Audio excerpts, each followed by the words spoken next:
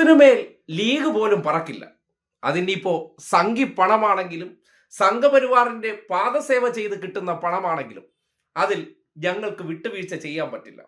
എന്താണെന്നല്ലേ, ഇന്നിപ്പോ നിയമസഭയിൽ വിദ്യാഭ്യാസ മന്ത്രിയായിട്ടുള്ള ഷംസുദ്ദീൻ എന്തുകൊണ്ടാണ് PM ശ്രീയുമായി മുന്നോട്ട് പോകുന്നത്, അതിലൂടെ പോയില്ലെങ്കിൽ നമുക്ക് എന്ത് നഷ്ടം വരുമെന്ന് ഒന്ന് കേട്ടെ. അല്ല, അതും കഴിഞ്ഞ തവണയും ഞാൻ വിശദീകരിച്ചാണ്, ഒന്നുകൂടി പറയാം. ഈ കരാറ് കഴിഞ്ഞ ഗവൺമെന്റ് ഒപ്പിട്ട കരാറിന്റെ സവിശേഷത എന്ന് പറയുന്നത് അതിൽ സംസ്ഥാനത്തിന് പിന്മാറാൻ കഴിയാത്തൊരു സ്ഥിതിയുണ്ട്. യൂണിലേറ്ററലാണ്. പിന്മാറാനുള്ള അവകാശം കേന്ദ്രത്തിന് മാത്രം നിക്ഷിപ്തമായി കൊടുത്തിരിക്കുകയാണ്.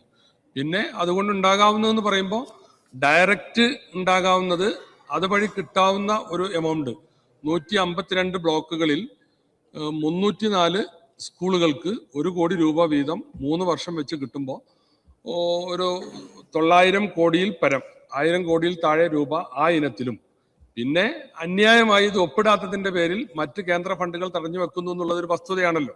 കഴിഞ്ഞ സർക്കാർ ഒപ്പിടാൻ നിർബന്ധിതമായത് ആ ഫണ്ട് പ്രതീക്ഷിച്ചുകൊണ്ട് തന്നെയാണ്. അപ്പോ ആ ഇനത്തിൽ ഇവിടെ SSKക്ക് ലഭിക്കാനുള്ള 1100, ഞാൻ നേരത്തെ സൂചിപ്പിച്ച 1150 കോടി രൂപയും കിട്ടാതെ പോകുന്നുണ്ട്. ഇങ്ങനെ വരുമ്പോ ഒപ്പിടാത്തതിന്റെ പേരിൽ 2000-ഓളം കോടി രൂപ സംസ്ഥാനത്തിന് നഷ്ടമാകുന്ന ഒരു സ്ഥിതിയുണ്ട്. ശ്രീ മുഹമ്മദ് റിയാസ് കേട്ടല്ലോ, 1-2 പൈസയല്ല, 2000 കോടി. ആ 2000 കോടി വാങ്ങിയെടുത്തിട്ട് നമുക്ക് അടിയിൽ കൂടെയും പാർട്ടി ഓഫീസിലേക്കൊക്കെ എത്തിക്കേണ്ട പണത്തിന്റെ ഒരു വലിയ തുകയാണ് അവിടെ കെട്ടിക്കിടക്കുന്നത്. അത് സംഘപരിവാർ ഡീലാണെന്ന് പറഞ്ഞ് നമ്മൾ നിർത്തിച്ചതിന് ശേഷം ആ പണം എങ്ങനെയും വാങ്ങിയെടുക്കണം. പണത്തിന്റെ കാര്യത്തിലാണെങ്കിൽ ഒരു വിട്ടുവീഴ്ചയ്ക്കും പറ്റും. അത് നമ്മുടെ ചോരയിൽ അലിഞ്ഞിരിക്കുന്ന പണിയാണ്. അതുകൊണ്ടാണ് ഇന്നലകളിൽ ഈ നാടിന് കിട്ടേണ്ട പണമാണെന്ന് പറഞ്ഞപ്പോൾ അതല്ല, പിണറായി ഡീലിന് പോയി എന്ന് പ്രചരിപ്പിച്ചവർ ഈ 2000 കോടി കണ്ടപ്പോ ഇപ്പോ കണ്ണ് മഞ്ഞളിച്ചിരിക്കുകയാണ്. ആ കണ്ണ് മഞ്ഞളിച്ച മറുപടി പറഞ്ഞ സന്ദർഭത്തിൽ മുൻ മന്ത്രിയായിട്ടുള്ള മുഹമ്മദ് റിയാസ് കൂടി സഭയിൽ ഒരു ചോദ്യം ചോദിച്ചു. ആ ചോദ്യത്തിനുള്ള മറുപടി കൂടി ഒന്ന് കേട്ടെ. സെപ്റ്റംബറിലാണ് നമ്മുടെ രാജ്യത്ത് PM ശ്രീ വിവിധ സംസ്ഥാനങ്ങളിൽ നടപ്പിലാക്കാൻ ആരംഭിച്ചത്.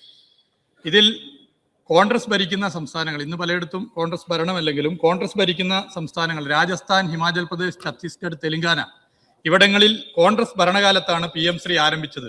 ഇതിനെക്കുറിച്ച് UDF സർക്കാരിന്റെ നിലപാട് എന്താണ്? ഇതേ മാതൃക പിന്തുടരാനാണോ കേരളത്തിലെ UDF സർക്കാരിന്റെ ശ്രമം? ബഹുമാനപ്പെട്ട മന്ത്രി, അത് ഈ ചോദ്യത്തിന്റെ പരിധിയിൽ വരുന്ന സംഗതിയല്ല. ഏതായിരുന്നാലും ഇവിടുത്തെ സാഹചര്യങ്ങളെ സംബന്ധിച്ച് നിങ്ങൾ ഒപ്പിട്ട് വെച്ച് കഴിഞ്ഞ ഗവൺമെന്റ് ഉണ്ടാക്കിയ ഒരു പ്രതിസന്ധി നമ്മുടെ മുമ്പിലുണ്ട്. അപ്പോൾ അതെങ്ങനെ പരിഹരിക്കണം എന്നുള്ളതാണ് ഇപ്പൊ ഞങ്ങൾ പരിശോധിച്ചുകൊണ്ടിരിക്കുന്നത്. മറ്റ് വശങ്ങൾ ഈ ചോദ്യത്തിന്റെ ഭാഗമായിട്ട് വരുന്നതല്ല.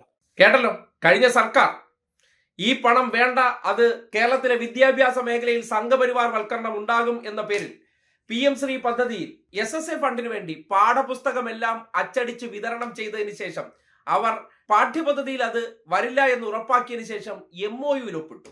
കരാറിലല്ല, MOUവിൽ.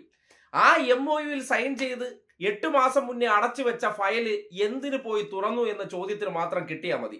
ഞങ്ങൾക്ക് ആ ഫണ്ട് വേണ്ടെന്നല്ല, കയറി എവിടെ നിന്നൊക്കെയാണ് പൈസ കിട്ടാനുള്ളത്, എത്ര കോടി എന്ന് പരതിയപ്പോ 2000 കോടി. തള്ളെ പിന്നെ വിടാൻ പറ്റുമോ? അപ്പൊ തന്നെ ലീഗുകാർ ചാടി 2000 കോടി നമുക്ക് കിട്ടാറുണ്ട്. അത് എങ്ങനെ വാങ്ങിയെടുക്കുക? അതിനി പാദസേവയാണോ, ഒപ്പാണോ, എവിടെ വേണോ ഒപ്പിട്ട് കൊടുക്കുക, ആ പണം ഇങ്ങ് കിട്ടിയാൽ മതി എന്ന നിലയിലേക്ക് പോകാനായിട്ടും അവരെ കണ്ണു മഞ്ഞളിപ്പിച്ചതും ആ തുക മാത്രമാണ്.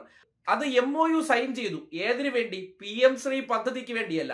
SSA ഫണ്ട് തരണമെന്നുണ്ടെങ്കിൽ, അതായത് ഈ സർക്കാരിന്റെ അവസാന കാലഘട്ടത്തിൽ SSAയുമായി ബന്ധപ്പെട്ട ജീവനക്കാർക്ക് പണം മുടങ്ങി എന്ന് ഇവർക്ക് പറയാനുള്ള അവസരം അത് ഉണ്ടാക്കണ്ട എന്ന് കരുതിക്കൊണ്ട് ആ പാവങ്ങൾക്ക് കിട്ടേണ്ട ആനുകൂല്യങ്ങൾ ഒരു MOU സൈൻ ചെയ്താൽ കിട്ടുമെങ്കിൽ 92 കോടി വാങ്ങിച്ച് അവർക്ക് കൊടുക്കാനുള്ള കുടിശ്ശിക കൊടുത്തു.